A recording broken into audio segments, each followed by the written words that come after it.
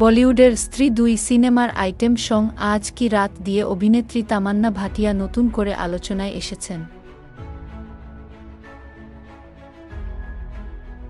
অনেকেই বলছেন কৌশিকের স্ত্রী ২ সিনেমার এ গানই অমর করে রাখবে তামান্নাকে।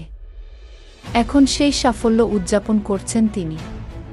ভারতীয় সংবাদমাধ্যমের প্রতিবেদন অনুযায়ী সম্প্রতি এক সাক্ষাৎকারে নিজের ব্যক্তিজীবন নিয়ে কথা বলেছেন তামান্না ভাটিয়া। সেখানে এক প্রশ্নের জবাবে তামান্না বলেন তিনি সন্তান নিতে ভয় পান। সেই ব্যাখ্যা দিয়ে তামান্না বলেন, মা না হলেও তিনি বুঝতে পারেন একটি শিশুকে লালন পালন করতে কত কষ্ট করতে হয়। সন্তানকে যে কতটা স্নেহ ভালোবাসা দিতে হয় তা পরিমাপযোগ্য নয়। তামান্না আরও বলেন, আমার বাবা মা আমাকে এতটাই আদরযত্ন করেছেন যে তা আমি আমার সন্তানদের করতে পারব না। সন্তান জন্ম দেওয়া থেকে তাকে বড় করা পুরো প্রক্রিয়ার কথা ভাবলে আমি শিউরে উঠি।